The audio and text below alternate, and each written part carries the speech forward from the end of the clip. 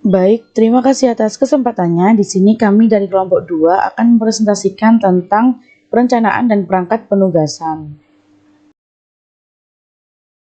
Di sini nama anggota dari kelompok 2 yaitu yang pertama ada Vivi Fauziah Junaidi dengan NIM 163, yang kedua ada Alfia Khalifia dengan NIM 428, yang ketiga ada Rahmadani Desi Wulandari dengan NIM 431, yang keempat ada Huzaimah Irbasaldi dengan NIM 434, yang kelima ada Bertalia Permata dengan NIM 440, yang keenam ada Dona Ambarsari dengan NIM 441, dan yang terakhir ada Nurul Izzatul Ais dengan NIM 786. Di sini saya akan menjelaskan tentang survei pendahuluan yang terdiri dari 4 langkah. Yang pertama ada melakukan studi awal, yang kedua kuesioner, yang ketiga bertemu klien, dan yang terakhir mengumpulkan bahan bukti, perencanaan, pengorganisasian, pengarahan, dan pengendalian. Di sini saya akan menjelaskan satu-satu. Yang pertama melakukan studi awal. Studi awal yang dilakukan auditor itu mencakup penelaahan kertas kerja tahun sebelumnya, temuan-temuan audit, bagian organisasi, dan dokumen-dokumen lain yang akan membantu untuk lebih memahami subjek audit tersebut. Jadi, membuat daftar pengingat dan daftar isi awal untuk kertas kerja merupakan hal yang dilakukan pada saat pendokumentasian.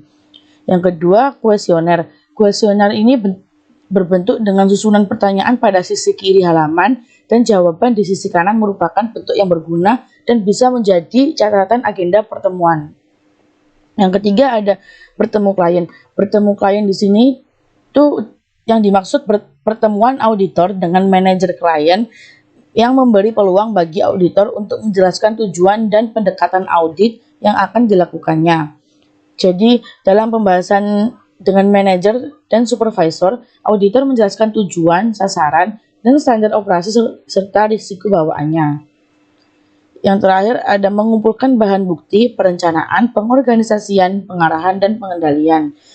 Di sini survei pendahuluan akan berlangsung lancar dan sistematis jika auditor memiliki pandangan yang jelas mengenai apa yang ingin dicapai. Jadi dalam kebanyakan audit itu informasi penting dalam rangka mengumpulkan bahan bukti dapat diklasifikasikan ke dalam 4 fungsi dasar. Yang pertama ada perencanaan, yang kedua ada pengorganisasian, yang ketiga ada pengarahan, dan yang keempat ada pengendalian. Kemudian di sini saya akan menjelaskan tentang program audit. Di sini terdiri dari beberapa program audit. Yang pertama ada tujuan dan manfaat. Tujuan dan manfaat di sini yaitu program audit itu merupakan pedoman bagi auditor dan merupakan suatu kesatuan dengan supervisi audit dalam pengendalian langkah-langkah audit tersebut. Jadi program audit ini dirancang untuk menjadi pedoman bagi auditor mengenai apa yang akan dilakukan, kapan pedoman bagi auditor itu dilakukan, bagaimana melakukannya, siapa yang akan melakukan, dan beberapa lama waktu yang dibutuhkannya. Program audit merupakan alat yang menghubungkan survei pendahuluan dengan peluang pekerja lapangan. Dalam survei pendahuluan itu auditor internal mengidentifikasi ada tujuan operasi, risiko, kondisi-kondisi operasi, dan kontrol yang diterapkan. Di sini ada beberapa manfaat program audit yang disusun dengan baik. Yang pertama ada memberikan rencana sistematis untuk setiap tahap pekerjaan audit. Yang kedua ada menjadi dasar penugasan auditor. Yang ketiga menjadi sarana pengawasan dan evaluasi. Yang keempat memberi ringkasan catatan pekerjaan yang dilakukan. Dan yang kelima ada mengurangi waktu supervisi langsung yang dibutuhkannya. Kemudian program audit yang kedua ada tanggung jawab dan lingkup audit. Tanggung jawab di sini yang dimaksud yaitu auditor internal harus bertanggung jawab untuk merencanakan penugasan auditnya. Jadi di lingkup audit ini merupakan program audit yang harus menunjukkan lingkup pekerjaan audit tersebut. Tujuan audit itu harus menuntun lingkup pekerjaan. Jadi menurut standar profesional, auditor internal itu bertanggung jawab untuk memeriksa dan mengevaluasi efektivitas sistem pengendalian internal, organisasi, dan kualitas kinerja dalam pelaksanaan tanggung jawabnya.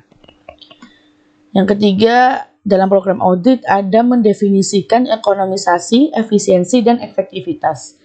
Ekonomi sendiri sering digunakan untuk mengartikan melakukan sesuatu dengan biaya yang murah. Tetapi sebenarnya implikasi utamanya adalah Adanya manajemen yang berhati-hati atau penggunaan sumber daya untuk mendapatkan input dengan kualitas dan kualitas tertentu. Yang kedua tadi ada efisiensi. Efisiensi merupakan melakukan sesuatu dengan benar, berarti meminimalkan kerugian atau penghamburan tenaga ketika memberikan dampak, menghasilkan atau memfungsikan. Ini terakhir tadi ada efektivitas, yaitu melakukan hal yang benar. Efektivitas menekankan hasil aktual dari dampak atau kekuatan untuk menghasilkan dampak tertentu. Yang keempat dari program audit di sini yaitu adanya tujuan dan prosedur audit. Tujuan audit umum diupayakan untuk tercapainya semua penugasan dalam lingkup audit yang diberikan manajemen dan dewan komisaris kepada kepala bagian audit. Jadi di sini jika auditnya adalah komprehensif, maka tujuan umum audit akan mencakup penelaahan laporan operasi di samping evaluasi penggunaan sumber daya yang ekonomis dan efisien. Yang kelima ada pendekatan profesional yang diambil oleh auditor. Tujuan audit persediaan adalah untuk menentukan apakah persediaan tersebut dalam jumlah yang signifikan telah disajikan dengan benar, atau tujuan pembelian tanah adalah untuk memverifikasi kepemilikan legal atas tanah yang akan dibeli. Jadi dalam audit atas utang diobservasi untuk kemungkinan kelebihan pembayaran utangnya. Yang keenam ada program proforma. Program proforma sangat penting dan berguna jika audit akan dilaksanakan oleh auditor yang kurang berpengalaman dalam pekerjaannya dan harus diawasi. Program proforma berfokus pada verifikasi rinci dan juga memberikan auditor latar belakang informasi yang menunjukkan tujuan, operasi, dan sistem pengendaliannya. Yang ketujuh ada mekanisme program. Dalam mekanisme ini, program audit itu harus mencakup estimasi waktu yang dibutuhkan. Jadi untuk melakukan setiap segmen audit, estimasi ini itu merupakan estimasi awal, tetapi membantu penanggung jawab audit dan supervisor audit untuk mengontrol dan menelaah kemajuan kerjanya. Yang terakhir ada pedoman penyiapan program audit. Penyiapan program audit terkait erat dengan informasi yang diperoleh selama survei pendahuluan. Bahkan pedoman penyiapan program akan mempertimbangkan hasil-hasil dari langkah yang dilakukan selama survei tersebut. Selanjutnya, presentasi akan dilanjutkan oleh rekan saya. Terima kasih atas kesempatannya. Perkenalkan, nama saya Alfia Olivia dengan NIM 2018-310-428. Di sini saya akan melanjutkan presentasi dari rekan saya. Saya akan menjelaskan tentang pekerjaan lapangan. Yang pertama di sini ada proses dan tujuan pekerjaan lapangan. Pekerjaan lapangan merupakan proses untuk mendapatkan keyakinan secara sistematis dengan mengumpulkan bahan bukti secara objektif. Nah, untuk bahan bukti objektif itu dikumpulkan dan merupakan bahan bukti yang berkaitan dengan operasi entitas. Untuk operasi entitas itu akan dievaluasi dan dilihat apakah operasi telah memenuhi standar yang diterima dan mencapai tujuan-tujuan yang telah ditetapkan, serta dapat menyediakan informasi untuk pengambilan keputusan oleh manajemen. Dan selain itu ada tujuan pekerjaan lapangan. Di sini untuk tujuan pekerjaan lapangan itu digunakan untuk membantu pemberian keyakinan dengan melaksanakan prosedur-prosedur audit yang ada di program audit sesuai dengan tujuan audit yang ingin dicapai. Yang kedua ada pembuatan strategi untuk melakukan pekerjaan lapangan. Di sini terdapat berbagai macam rencana strategis dalam pekerjaan lapangan. Yang pertama ada perencanaan staf atau pegawai dan perencanaan sumber daya dari luar. Yang kedua ada pengorganisasian staf audit. Yang ketiga ada menugaskan wewenang dan tanggung jawab. Yang keempat ada membuat struktur pekerjaan lapangan dan menentukan waktu pelaksanaan pekerjaan lapangan.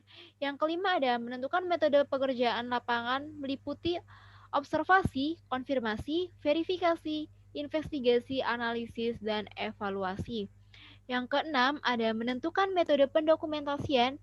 Yang ketujuh ada membuat penyiapan laporan. Dan yang terakhir, selanjutnya ada rencana kontingensi. Nah, untuk rencana kontingensi ini merupakan rencana yang memuat kondisi terbaik yang bisa dicapai, yang biasa dan yang biasanya terburuk. Untuk yang ketiga, di sini ada audit berhenti kemudian lanjut. Di sini merupakan teknik audit berhenti kemudian lanjut untuk membantu menghilangkan audit dengan pengembalian yang rendah yang melewati proses penyaringan awal. Untuk konsep dasar di balik pendekatan berhenti kemudian lanjut itu untuk memberdayakan auditor lapangan yang digunakan untuk menghentikan audit selama survei pendahuluan atau pada waktu-waktu lainnya. Jika hal tersebut tidak ada indikasi atau adanya resiko yang substansial dan tidak ditemukannya penyimpangan potensial. Selanjutnya ada control self-assessment. Nah, di sini merupakan inovasi yang relatif baru yang sedang diterapkan oleh banyak organisasi atau perusahaan yang berukuran besar untuk mendukung proses audit internal. Dalam hal itu, merupakan dalam beberapa kasus bisa digunakan untuk menghentikan proses audit internal, audit internal pada perusahaan itu.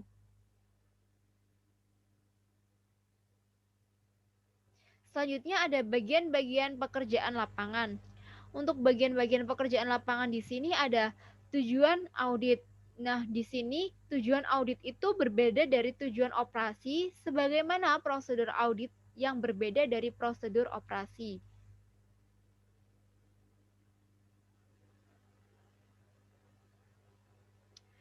Selanjutnya ada penerapan teknik-teknik audit.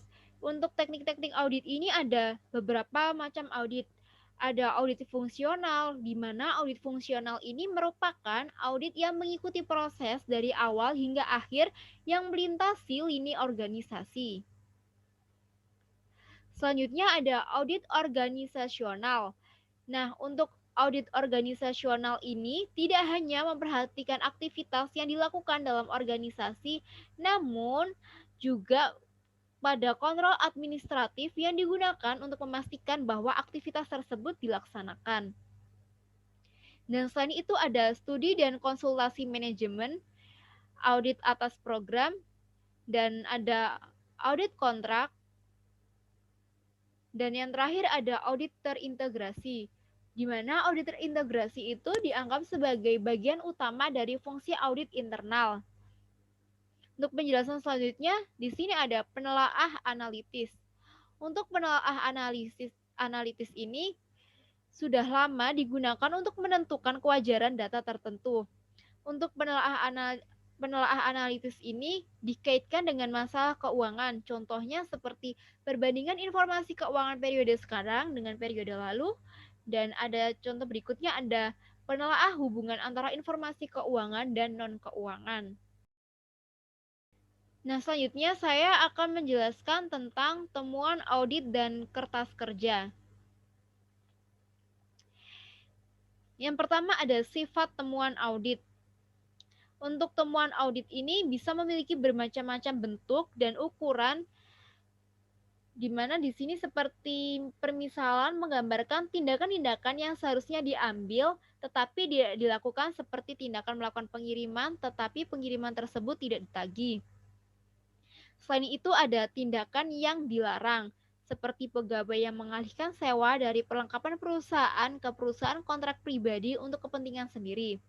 Dan ada juga tindakan-tindakan yang tercela seperti membayar barang dan perlengkapan pada tarif yang telah diganti dengan tarif yang lebih rendah pada kontrak yang lebih menguntungkan. Dan selain itu ada sistem yang tidak memuaskan. Maksud dari sistem yang tidak memuaskan ini seperti diterimanya tindak lanjut yang seragam untuk klaim asuransi yang belum diterima, padahal klaim tersebut bervariasi dalam jumlah yang signifikan. Selanjutnya ada elemen-elemen temuan audit. Untuk elemen-elemen temuan audit ini meliputi 3 unsur. Yang pertama ada kriteria, penyebab, dan dampak. Untuk kriteria itu sendiri ada tujuan dan sasaran. Untuk tujuan dan sasaran ini bisa mencakup standar-standar operasi yang mencerminkan apa yang diinginkan manajemen untuk dicapai oleh operasi yang diaudit. Dan Untuk kriteria yang kedua itu ada kualitas pencapaian mengenai apa yang ingin dicapai oleh organisasi. Apakah sudah efektif atau belum?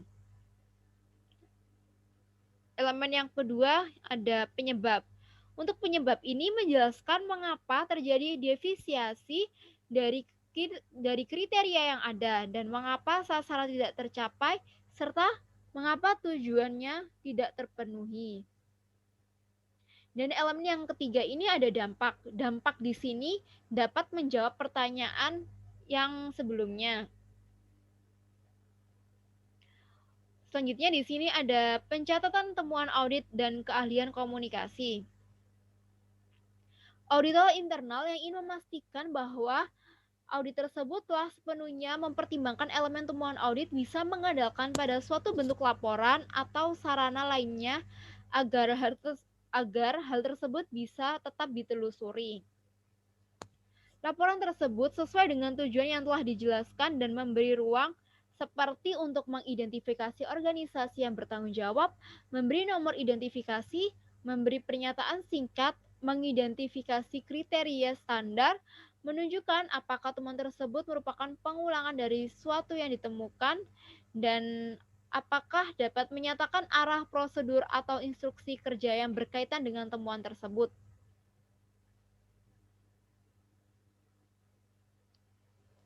Selanjutnya ada pengertian dari kertas kerja. Nah, untuk pengertian kertas kerja ini merupakan catatan informasi yang diperoleh dan bukti yang dikumpulkan selama pemeriksaan audit. Fungsi dari kertas kerja itu bisa untuk mendukung laporan audit, menyiapkan informasi, mengidentifikasi, dan mendokumentasikan temuan-temuan.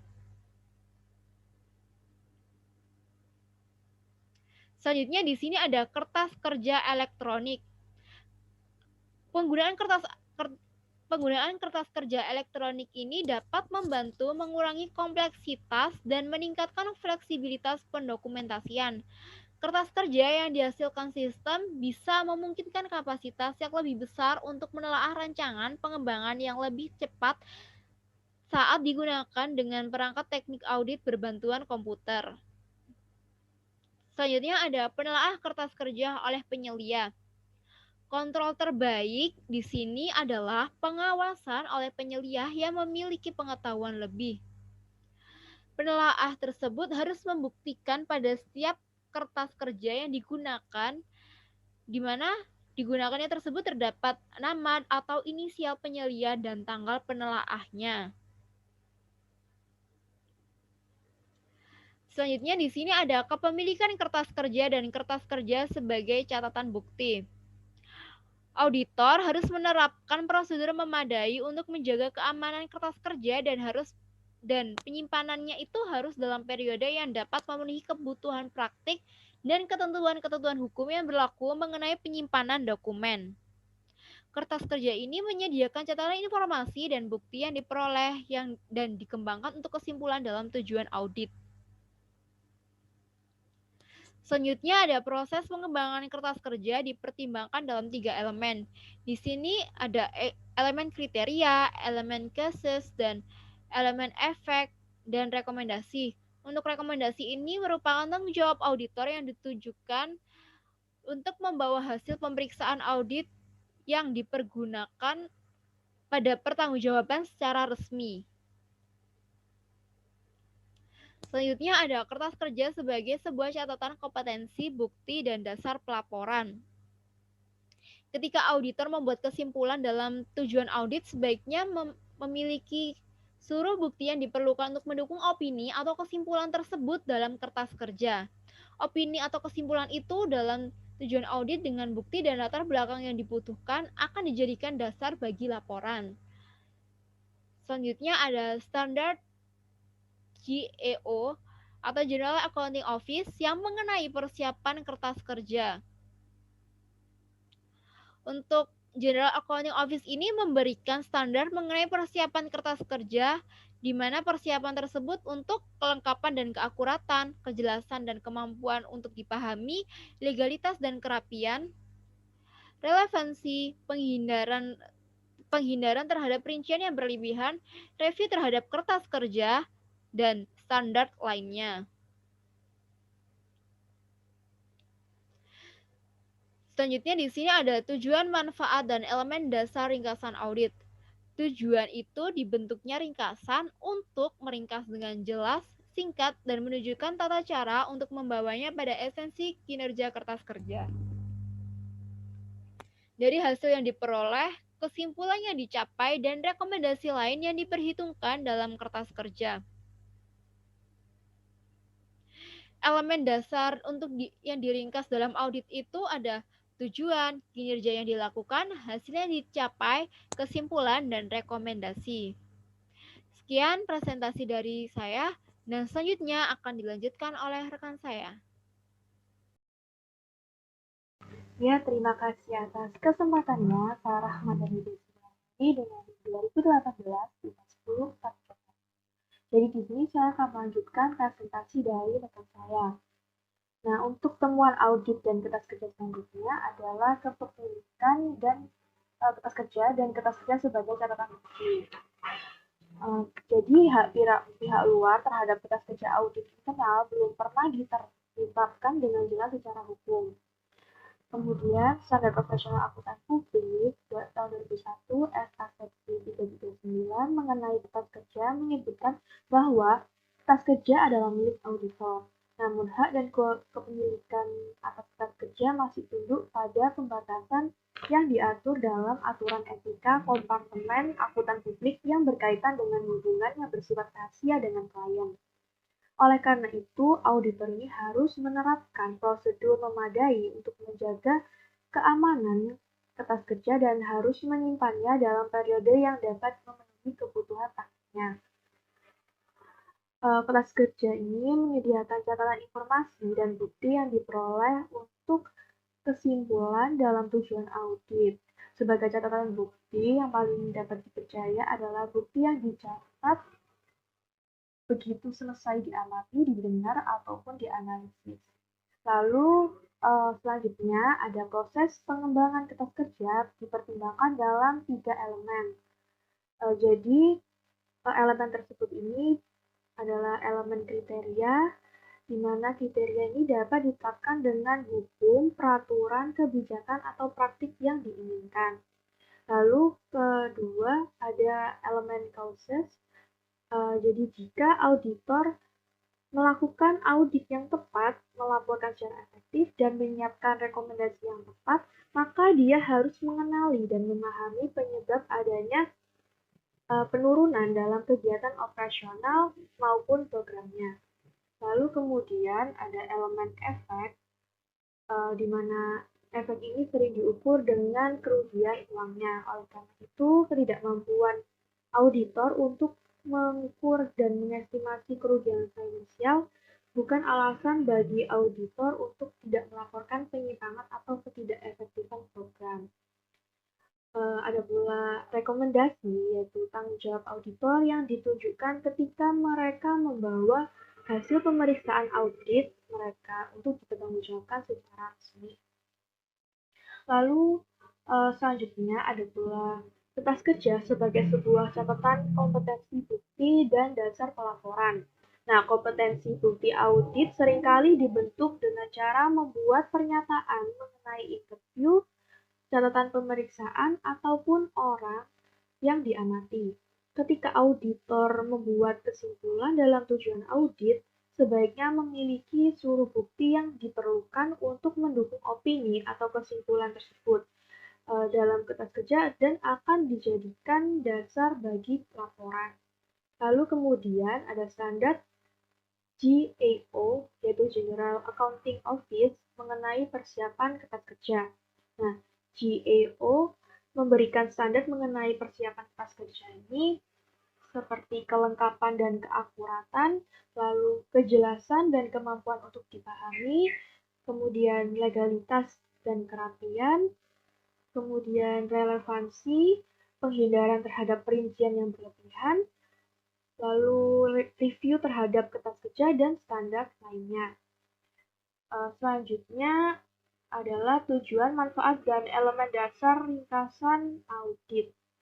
Nah, tujuan dibentuknya ringkasan adalah untuk meringkas dengan jelas, singkat, dan menunjukkan tata cara untuk membawanya pada esensi kinerja kertas kerja, hasil yang diperoleh, kesimpulan yang dicapai, dan rekomendasi lain yang dibutuhkan dalam kertas kerja.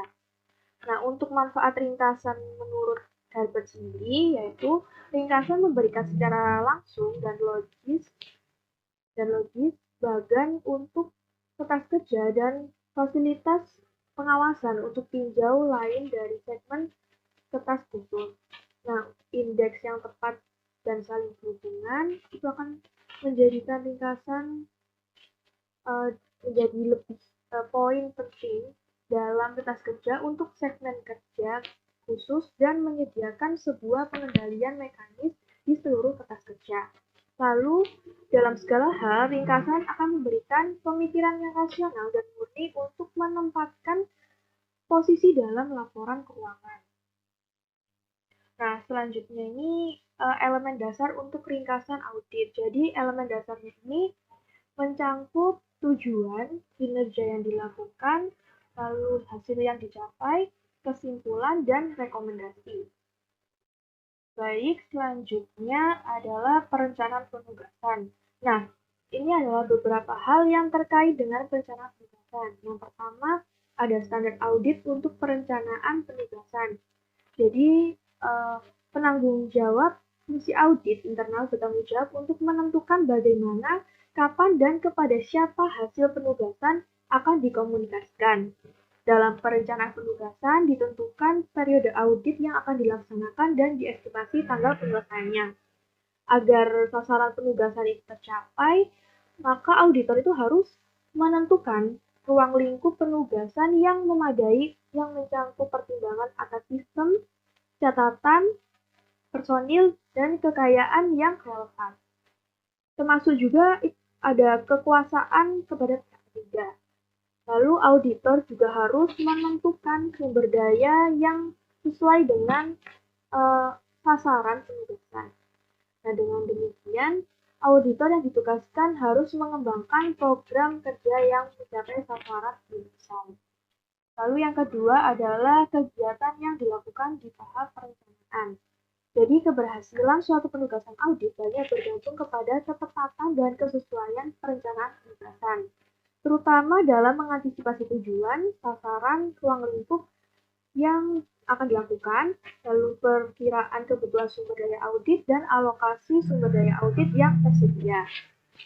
Nah, umumnya setelah satu unit kerja, aktivitas, kegiatan, fungsi, atau program dipilih untuk diaudit, maka agar audit operasional yang dimaksud dapat dilakukan secara efektif dan efisien, berbagai persiapan itu harus dilakukan auditor di tahap perencanaan penugasan.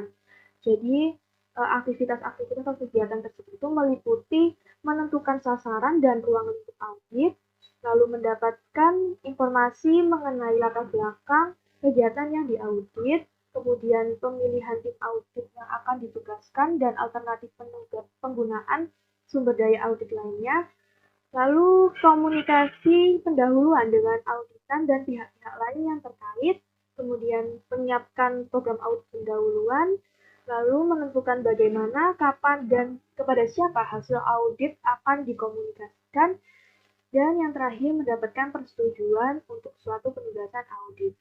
Lalu kemudian yang ketiga ada survei pendahuluan. Nah, survei pendahuluan ini merupakan proses audit yang bertujuan untuk mendapatkan pemahaman yang mendalam mengenai resiko dari suatu auditan yang telah dijadwalkan untuk diaudit. Nah, teknik dari survei audit yang digunakan ini dapat berupa on-mix audit maupun on-site audit. Nah, secara umum, survei pendahuluan ini dilaksanakan dengan maksud untuk memperoleh gambaran umum atas kegiatan atau aktivitas yang diaudit, lalu untuk memahami aspek-aspek penting berkaitan dengan kegiatan auditan, dan untuk mengidentifikasi dan mengevaluasi pengendalian intern atas kegiatan atau aktivitas yang diaudit. Lalu kemudian dari pelaksanaan survei audit pendahuluan, nantinya diharapkan auditor itu juga akan mampu untuk menetapkan dan memperbarui tujuan, sasaran, dan ruang lingkup audit, lalu mampu untuk memahami resiko yang berkaitan dengan objek audit serta dampak penting yang mungkin timbul dari resiko tersebut, lalu memahami informasi umum dan penting berkaitan dengan auditan, dan menentukan sumber daya yang diperlukan untuk pelaksanaan audit. Kemudian selanjutnya adalah penyusunan audit program. Nah, penyusunan audit program ini untuk audit program sendiri merupakan seperangkat prosedur analitis atau langkah-langkah yang digunakan auditor untuk pengumpulan dan pengujian bukti-bukti audit dengan tujuan dibuatnya audit program ini adalah untuk pengumpulan audit, penilaian kecukupan dan efektivitas pengendalian, dan juga penilaian 3E dari kegiatan yang direview. Nah, audit program ini disusun berdasarkan informasi yang diperoleh dari hasil survei pendahuluan. Oleh karena itu, isi audit program akan disesuaikan dengan sasaran, tujuan, dan cakupan audit untuk masing-masing auditan. Nah, untuk itu, dengan disusunnya audit program, maka ada beberapa manfaat yang dapat diperoleh oleh auditor. Nah, untuk manfaatnya yang pertama adalah menetapkan rencana yang sistematis untuk setiap tahap pekerjaan audit, yaitu rencana yang dapat dikomunikasikan dengan supervisor dan staff audit. Lalu kemudian sebagai dasar untuk pembagian tugas di antara anggota tim audit dan merupakan alat untuk pengendalian dan mengevaluasi progres pekerjaan audit yang telah dicapai. Nah, menjadi alat bagi supervisor dan manajer audit ini untuk membandingkan apa yang telah dilaksanakan dengan apa yang direncanakan, lalu dapat membantu melatih para anggota tim audit yang belum berpengalaman dalam langkah-langkah pekerjaan audit, kemudian mengajukan ikhtisar catatan atas apa yang telah dikerjakan dalam penugasan audit, dan membantu mengenalkan pada auditor berikutnya jenis audit yang dilaksanakan dan berapa lama waktu yang dibutuhkan untuk melaksanakan suatu penugasan audit. Nah, lalu kemudian ada kriteria yang harus diperhatikan dan dipertimbangkan auditor dalam menyusun audit program, yaitu yang pertama adalah program itu harus dibuat khusus dan spesifik sesuai dengan penugasan audit atas kegiatan atau aktivitas yang direview. Lalu, setiap langkah kerja program harus menunjukkan alasan yang mendasari, seperti tujuan operasi dan pengendalian yang diuji. Lalu, yang ketiga, langkah kerja harus mengandung instruksi yang positif. Kemudian, audit program ini juga harus memberikan prioritas dalam langkah-langkah kerja. Dan audit program ini juga harus cukup fleksibel dan memungkinkan penggunaan inisiatif dan judgement auditor. Kemudian program audit ini tidak boleh tumpang tindih dengan berbagai informasi dari berbagai sumber yang tersedia. Ada pula audit program ini juga harus mendapatkan bukti persetujuan sebelum digunakan, termasuk juga perubahan-perubahannya. Lalu yang terakhir, jika pada awal audit, manajemen meminta auditor untuk melakukan tugas-tugas tertentu atau khusus, hal ini harus tercakup dalam audit program. Baik, sekian presentasi dari saya. Selanjutnya akan dilanjutkan oleh rekan saya. Terima kasih atas kesempatannya. Saya Khuzaima dengan NIM 434. Di sini saya akan melanjutkan presentasi dari rekan saya. Nah, selanjutnya yang akan kita bahas yaitu mengenai pelaksanaan pengujian. Pengujian sendiri ini merupakan sebuah proses mengumpulkan dan menilai bukti secara objektif maupun sistematis yang berkaitan dengan aktivitas operasi. Nah, dalam melaksanakan dan menyelesaikan penugasan auditnya, seorang auditor ini dapat menggunakan teknik-teknik pengujian.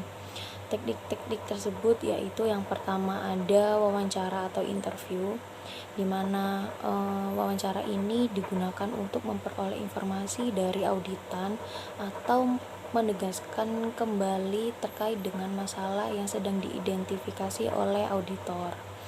Nah, wawancara ini dapat dilakukan secara langsung kepada petugas yang menangani masalah yang dimaksudkan. Teknik selanjutnya yaitu perhitungan fisik. Nah, perhitungan fisik ini digunakan untuk memastikan keakuratan suatu jumlah atau nilai dari aset yang sedang diuji oleh auditor. Contohnya seperti melakukan stock of name ataupun juga cash of name. Selanjutnya yaitu ada verifikasi. Nah, teknik ini digunakan untuk mendapatkan konfirmasi mengenai kebenaran, keakuratan, keaslian, ataupun keabsahan atas suatu hal yang sedang diuji oleh auditor. Teknik selanjutnya yaitu membandingkan data terkait. Nah, teknik ini digunakan untuk menguji tingkat kewajaran atas suatu hubungan, sebab akibat dan juga tren dari berbagai komponen kegiatan yang sedang diaudit oleh auditor. Selanjutnya yaitu ada teknik investigasi. Nah, teknik ini digunakan untuk mengungkapkan atau memenuhi keingintahuan dari seorang auditor terkait masalah yang sedang diaudit.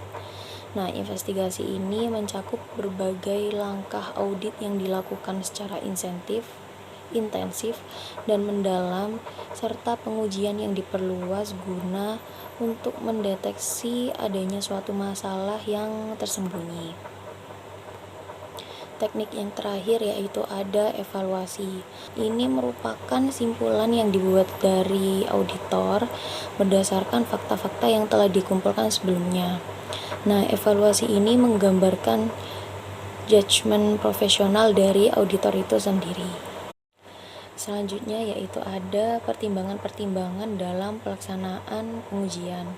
Nah, terdapat beberapa pertimbangan yang diperlukan seorang auditor dalam melakukan pengujiannya. Di antara yang pertama ada kecermatan profesi. Nah, kecermatan profesi ini merupakan seorang auditor itu harus menggunakan keterampilannya dan juga bersikap hati-hati sesuai dengan kompleksitas dan kondisi penegasan auditnya. Yang kedua ada selalu waspada. Nah, seorang auditor ini tentu selalu harus sigap terhadap kesalahan, kekurangan, inefisiensi, pemborosan dan atau juga ketidakefektifan terhadap kegiatan yang sedang diujinya. Selanjutnya yaitu pengujian yang dilakukan auditor merupakan sampai batas kewajaran yang telah ditetapkan atau reasonableness. Selanjutnya, auditor itu tidak perlu melakukan pengujian terhadap seluruh populasi transaksi berjalan yang diaudit. Nah, yang terakhir itu apabila auditor menemukan adanya kecurangan, hal tersebut perlu segera diinformasikan kepada manajemen yang berwenang dan juga merekomendasikan adanya investigasi lebih lanjut apabila diperlukan. Di samping hal itu, dalam melakukan pengujian, seorang auditor itu harus juga mempertimbangkan yang pertama ada tujuan dan cakupan aktivitas audit, selanjutnya tingkat signifikan dan juga materialitas masalah yang sedang diuji, kecukupan dan juga efektivitas dari pengendalian, serta membandingkan biaya dan manfaat dan langkah-langkah pengujiannya. Selanjutnya yaitu bukti audit. Nah, dalam setiap penugasan audit yang dilakukannya, seorang auditor tentu harus juga dapat mengumpulkan bukti yang objektif dan juga faktual. Nah, pengumpulan bukti-bukti ini harus mengacu pada persyaratan standar audit untuk suatu bukti. Nah, secara umum, bukti audit yang dikumpulkan dan juga didokumentasikan dari hasil pengujian dapat dikategorikan menjadi 4 jenis. Yang pertama ada bukti dokumentasi, yang kedua ada bukti fisik, yang ketiga ada bukti analitis, dan yang terakhir ada bukti kesaksian. Nah, bukti dokumentasi ini merupakan bukti yang paling umum diperoleh dan juga dikumpulkan oleh auditor dari hasil pengujian yang telah dilakukannya. Contohnya itu seperti dokumen tagihan, dokumen catatan, laporan, dan juga dokumen-dokumen kontrak. Selanjutnya yaitu ada bukti fisik. Nah, bukti ini merupakan bukti yang diperoleh dari hasil pengamatan atau observasi, inspeksi, dan juga perhitungan fisik yang dilakukan secara langsung oleh auditor tersebut atas objek yang sedang diujinya. Contohnya itu seperti bukti fisik foto, peta, grafik, ataupun juga bagan. Selanjutnya ada bukti analitis. Nah, bukti ini diperoleh berdasarkan hasil analisis dan juga verifikasi dalam bentuk perbandingan dan juga hubungan antara berbagai data, kebijakan, dan juga prosedur yang mengarah pada suatu interpretasi atau simpulan tertentu. Yang keempat itu ada bukti kesaksian. Nah, bukti kesaksian ini merupakan sebuah pernyataan tertulis dan juga lisan dari auditan ataupun dari pihak-pihak lain yang relevan. Bukti kesaksian ini juga sebagai petunjuk utama atau arah dan langkah-langkah audit yang sedang dilaksanakan. Dari segi kekuatan hukumnya, bukti kesaksian ini tidak dapat berdiri sendiri, artinya harus mendapat dukungan dari bukti-bukti lainnya yang relevan. Bukti audit yang berdasarkan dari arus atau aliran dari mana sumber bukti tersebut berasal dan juga kepada siapa atau pihak mana bukti tersebut ditujukan. Nah, bukti ini dapat dikelompokkan menjadi bukti 4. Yang pertama ada bukti internal, yang kedua ada bukti internal eksternal, yang ketiga ada bukti eksternal internal, dan yang terakhir ada bukti eksternal. Nah, bukti internal ini merupakan bukti yang berasal dari dan tetap berada pada tempat auditan.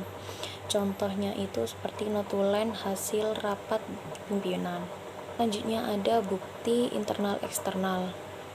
Nah, bukti ini merupakan bukti yang berasal dari auditan, kemudian dikirimkan kepada pihak eksternal yang berhubungan langsung dengan bukti yang dituju. Contohnya seperti dokumen penawaran lelang yang dikirim kepada para rekanannya. Yang ketiga ada bukti eksternal internal. Nah, bukti ini adalah bukti yang sumber awalnya dari pihak eksternal yang kemudian diterima dan disimpan di auditan.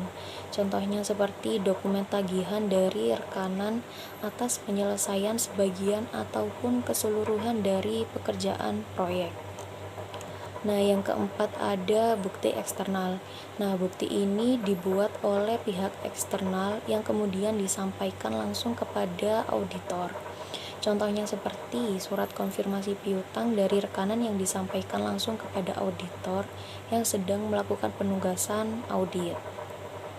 Ditinjau dari perspektif hukumnya, bukti audit dari perspektif legalnya atau kekuatan hukumnya itu dapat dibagi menjadi bukti utama, bukti tingkat 2, bukti langsung, bukti tidak langsung, bukti kesimpulan, bukti opini, bukti dukungan, dan juga bukti kesaksian tidak langsung. Nah, untuk bukti utama ini bukti yang paling memuaskan dengan tingkat yang paling tinggi untuk dapat dipercaya, seperti dokumen asli kontrak. Yang kedua ada bukti tingkat 2. Nah, bukti ini merupakan salinan dari bukti asli atau kesaksian yang tertulis dan lisan atas isi suatu dokumen. Nah, yang ketiga ada bukti langsung. Nah, bukti langsung ini memberikan pembuktian secara langsung atas suatu fakta tanpa perlunya menggunakan asumsi atau kesimpulan yang perlu dibuat untuk pembuktian. Contohnya seperti kesaksian dari saksi utama atas suatu fakta atau observasi yang dilakukan auditor secara langsung. Nah, selanjutnya yaitu bukti tidak langsung. Nah, bukti tidak langsung ini merupakan jenis bukti yang lebih memberikan suatu fakta atau sekelompok fakta yang sifatnya itu menengah, yang kemudian dapat diarahkan untuk suatu fakta yang utama atas permasalahan yang sedang diidentifikasi oleh auditor.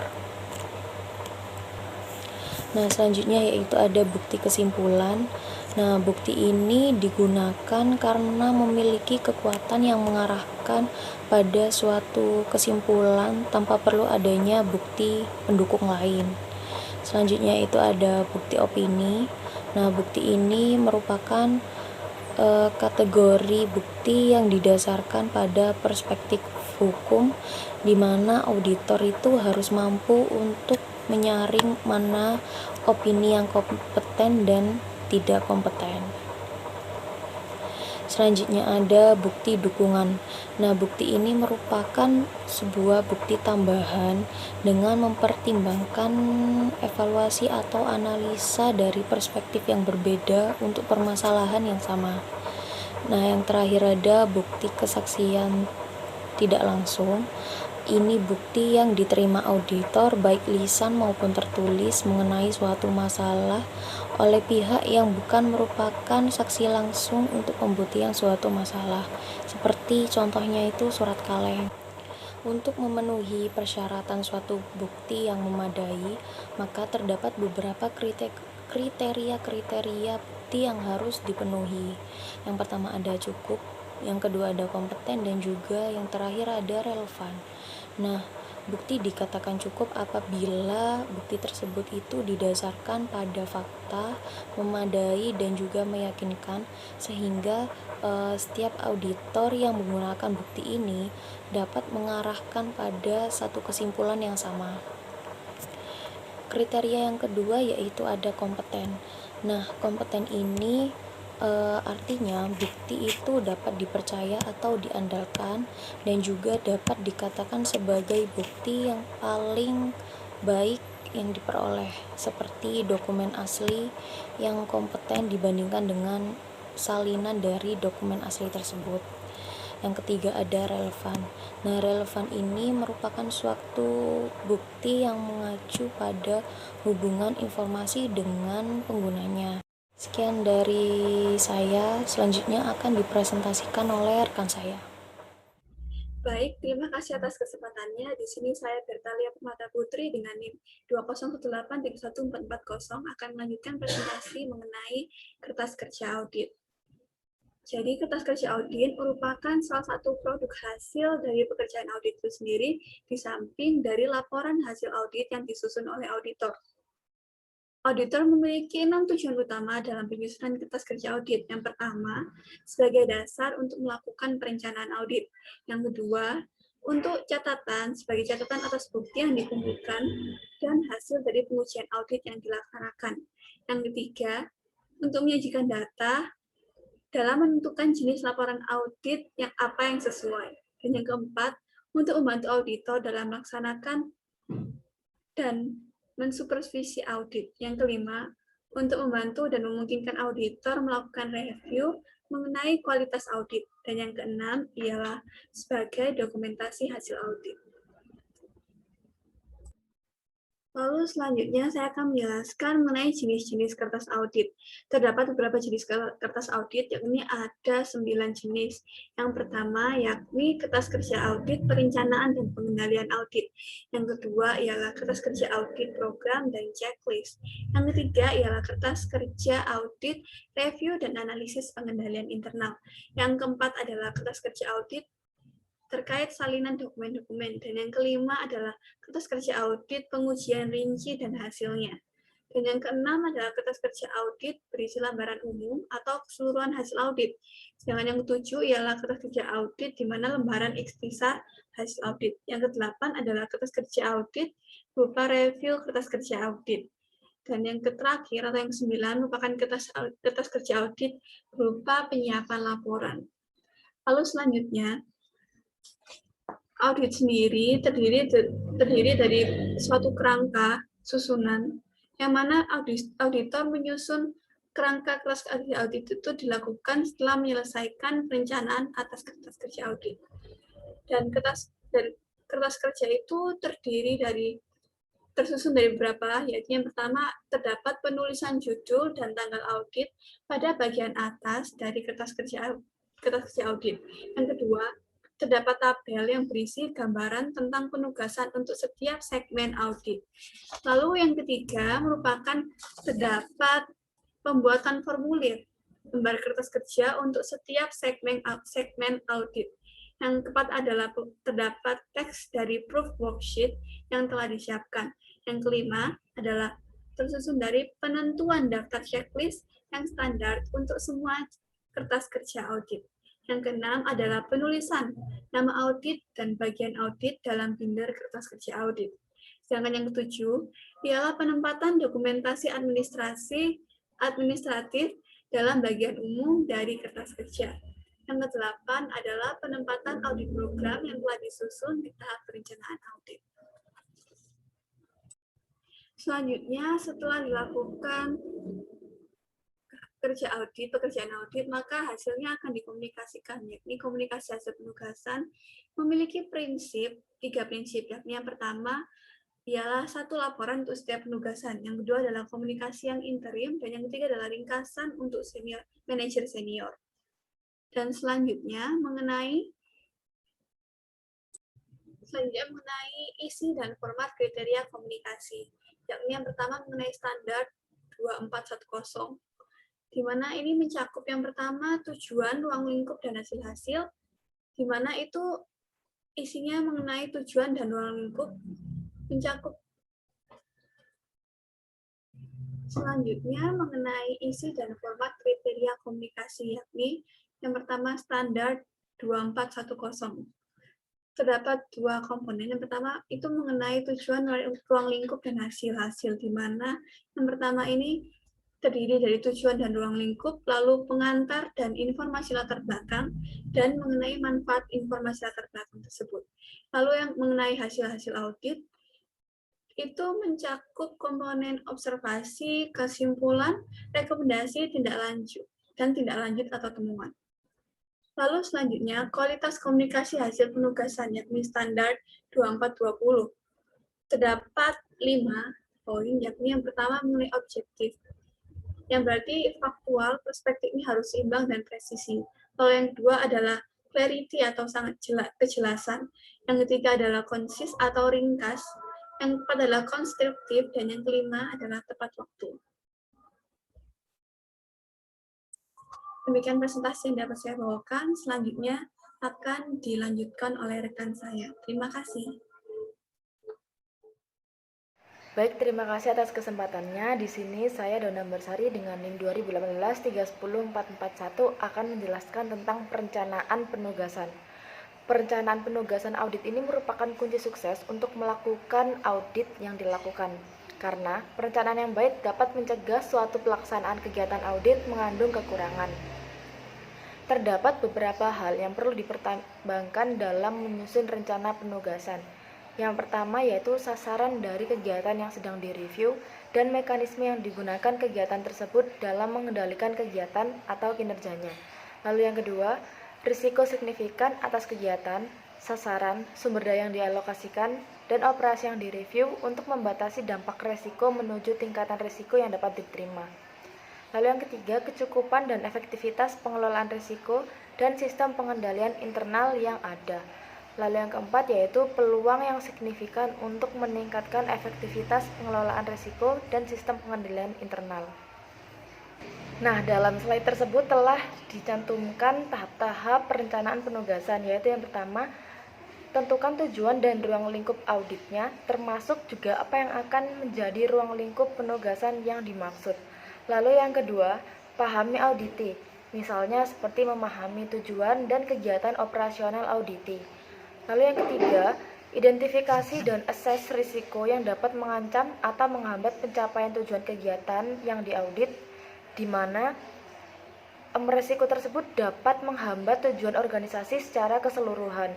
Lalu yang keempat, identifikasi kegiatan pengendalian yang utama dalam rangka mengurangi risiko. Lalu yang kelima, evaluasi kecukupan dari pengendalian yang dirancang dengan cukup memadai untuk mengurangi risiko. Yang keenam, buat rencana pengujian untuk mendapatkan bukti yang kompeten dan sesuai efisien untuk mencapai tugas penugasan. Lalu yang ketujuh yaitu kembangkan suatu program kerja audit untuk memberi pedoman dalam menerapkan langkah-langkah audit di lapangan. Lalu yang kedelapan, alokasi sumber-sumber yang dibutuhkan untuk penugasan audit yang efektif dan efisien. Baik, selanjutnya saya akan menjelaskan mengenai survei pendahuluan. Di slide tersebut telah ditampilkan langkah dan teknik survei pendahuluan. Nah, di sini saya akan menjelaskan mengenai apa sih manfaat dari survei pendahuluan. Nah, berikut merupakan 5 manfaat survei pendahuluan, yaitu yang pertama, memahami penugasan audit yang dilaksanakan. Lalu yang kedua, memahami aspek penting yang berkaitan dengan unit kerja, program, fungsi, kegiatan, bagian, atau aset yang akan diaudit. Lalu yang ketiga, mengidentifikasi dan melakukan evaluasi awal terhadap sistem pengendalian internal. Yang keempat, mengidentifikasi aspek tertentu yang potensial bermasalah. Lalu yang kelima, menyusun audit program yang rinci dan terfokus untuk pedoman pelaksanaan audit lapangan. Sekian dari saya, selanjutnya akan dipresentasikan oleh rekan saya. Assalamualaikum warahmatullahi wabarakatuh. Perkenalkan, nama saya Nurul Izzaria Datul Ais dengan NIM 2018-310786. Di sini saya akan melanjutkan presentasi dari rekan saya. Di sini saya akan membahas bab pengembangan program kerja. Jadi pada slide 1 ini membahas hubungan program kerja dengan pengujian lapangan. Program kerja merupakan penghubung antara survei pendahuluan dengan pengujian lapangan, di mana survei pendahuluan ini digunakan untuk memahami tujuan utama kegiatan operasi, tujuan audit yang akan dilaksanakan, kondisi pengendalian intern, dan ancaman bagi organisasi. Program kerja yang disusun ini sifatnya masih terbuka, yang kemungkinan dapat dilakukan revisi dan penyesuaian pada program kerja berdasarkan kenyataan kondisi di lapangan. Lalu selanjutnya, slide ini membahas prosedur pengembangan program kerja. Untuk mengembangkan program kerja audit, para auditor ini harus menggunakan 4 langkah pokok. Yang pertama ada mengidentifikasi area operasional dan pengendalian di area yang berisiko, di mana area yang berisiko ini pada dasarnya berhubungan dengan ketidakmampuan dalam mencapai tujuan dan sasaran operasional. Lalu yang kedua ada mengembangkan pertanyaan kunci dan langkah kerja, di mana mengembangkan pertanyaan kunci dan langkah kerja untuk memvalidasi dan mengkuantifisir area yang dipandang berisiko. Lalu yang ketiga ada mengidentifikasi langkah kerja yang dibutuhkan. Langkah kerja teknik pengujian yang dibutuhkan untuk memberikan jawaban atas area yang dipandang berisiko ini seperti contohnya ada observasi, pembuatan bagan arus, interview, dan yang lainnya. Lalu yang keempat ada melakukan review untuk setiap rencana kerja di setiap area yang akan direview. Lalu pada slide selanjutnya membahas tentang kinerja program kerja.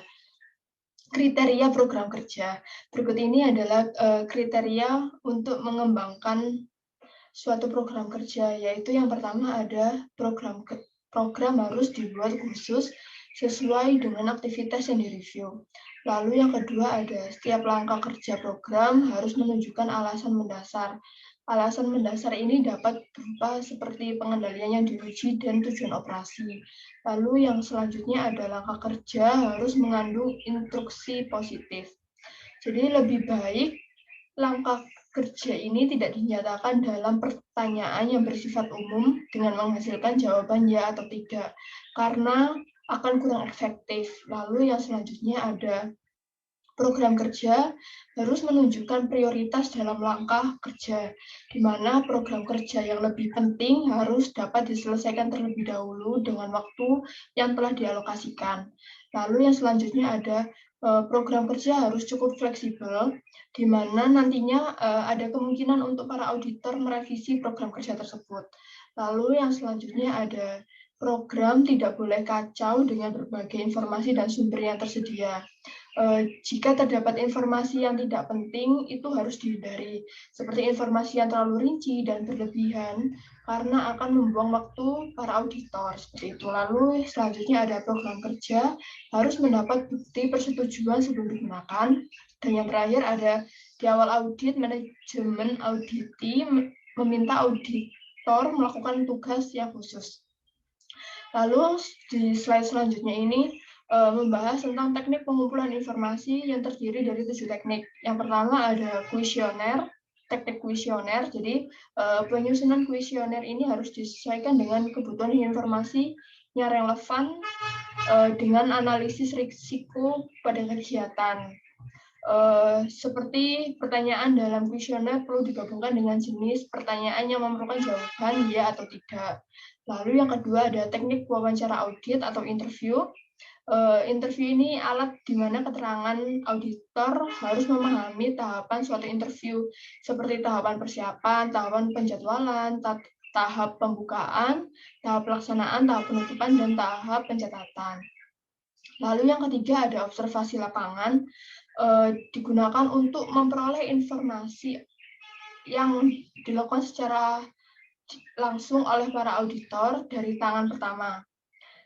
Seperti observasi lapangan ini memberikan informasi mengenai alur proses kegiatan, titik rawan dalam proses kegiatan, lalu kelemahan dan kekuatan kontrol pada proses kegiatan, dan lain-lainnya.